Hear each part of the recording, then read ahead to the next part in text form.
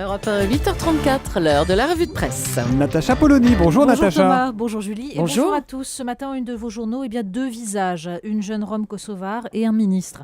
En arrière-fond, la gauche en mille morceaux. Le Monde, kosovar expulsé, la gauche met Valls en accusation. L'Opinion, trop à droite, la majorité se déchire. Le Figaro, affaire Leonarda, la gauche s'enflamme contre Manuel Valls. Libération, un cas d'école. Commençons donc par cette affaire Leonarda qui prend beaucoup de place dans les journaux. Oui, la quasi-totalité des éditoriaux. Et une question qui se pose, cas spécifique ou symbole d'une politique? D'un côté, ceux qui s'insurgent dans l'Humanité. Jean-Emmanuel Ducoing parle des propos anti-républicains de Manuel Valls, de cynisme, de défaite de la pensée. Christophe Bonnefoy dans le journal de la Haute-Marne et Hervé Canet dans la Nouvelle République parlent d'une ligne blanche franchie par le ministre de l'Intérieur. Tous évoquent en tout cas le visage qui vient désormais incarner la politique sur les Roms. Mais de l'autre côté, on trouve ceux qui, à l'instar de Jean-Claude Soulery dans la Dépêche du Midi, rappellent que les bons sentiments ne font guère bon ménage avec une politique responsable. Pour Yves Tréhard dans le Figaro, il est révoltant qu'une collégienne soit l'otage d'une manipulation politique. Déformation des faits, tapage médiatique, l'éditorialiste rappelle que les expulsions sont bien moins nombreuses que sous la droite. Un double piège nous est tendu, arbitre Dominique Quignot dans La Croix. Utiliser l'émotion d'un cas particulier pour condamner une politique globale ou au contraire refuser de voir que derrière des statistiques et des dossiers administratifs vivent des hommes, des femmes, des enfants qui se cherchent un avenir.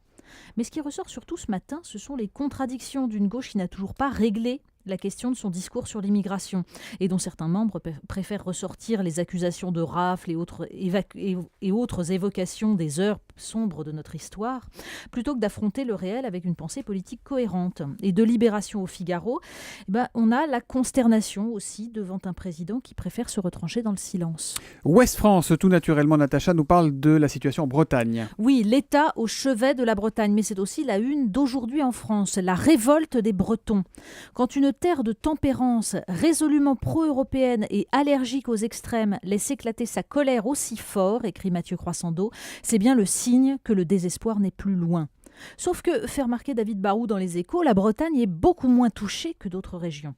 Alors en libéral convaincu, lui, il plaide pour le darwinisme économique. Les entreprises qui meurent devaient mourir car non compétitives. Mais dans Aujourd'hui en France, c'est Bernard Hinault, l'ancien champion cycliste, qui le rappelle. Le poulet du Brésil coûte 7 fois moins cher que celui produit ici.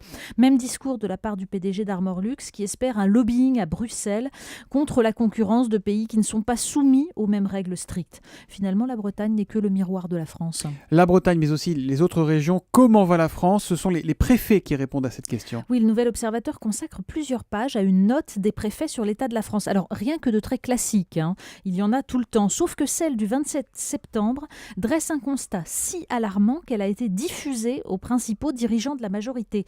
Colère contre la fiscalité, médiatisation croissante des faits divers par les médias locaux dans des régions qui s'en croyaient indemnes, ressentiment à l'égard de ce qui vient d'en haut.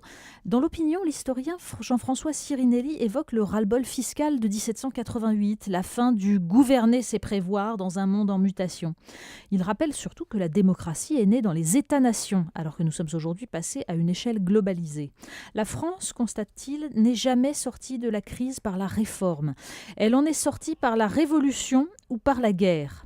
À nous de savoir si nous voulons faire mentir l'histoire. Qu'est-ce que c'est que cette histoire? On attaque le vin dans les journaux aujourd'hui? Mais oui, dans la défense de la France, on compte un nouveau renfort, Étienne Gernel, directeur de la rédaction du Point. Alors que le journal fait sa une sur les prodiges de la médecine prédictive, ça c'est dans la veine magazine féminin, lui s'insurge dans un éditorial rageur contre la proposition de Patrick Hélineau, directeur de la très influente Association nationale de prévention en alcoolologie et addictologie, d'interdire sur Internet les publicités et informations sur le vin, donc les articles de journaux. Information aussi, d'accord. Oui. Alors, pas possible, dira-t-on? Eh bien si, dans le magazine Wine Spectator, il cite comme modèle la censure chinoise et les interdictions sur les sites pédophiles et nazis. Oui, attaquer l'un des seuls secteurs français qui fonctionne à l'export, alors que, rappelle Étienne Gernel, les régions viticoles sont celles où l'on compte le moins d'alcooliques, quelle bonne idée! Bon, culture contre hygiénisme forcené, ça c'est finalement un combat d'avenir pour la Attention, France. l'abus d'interdiction peut être mauvais pour la santé, Natacha. Exactement. On termine avec l'opinion. Oui, l'opinion, journal libéral en guerre contre les professions au statut protégé, qui revient sur la décision du gouvernement d'imposer aux voitures avec chauffeur un délai de 15 minutes entre l'appel et la prise en charge du Ah, ça, client. c'est impressionnant. On appelle, on attend 15 minutes et on vient vous chercher. Exactement. Alors le journal cite les tweets parodiques qui ont fleuri autour de cette annonce. Pour ne pas faire de concurrence au taxi, les Vélib ne se débloqueront qu'au bout de 15 minutes. Pour ne pas faire de concurrence au journal de France 2, TF1 devra commencer son journal à 20h15.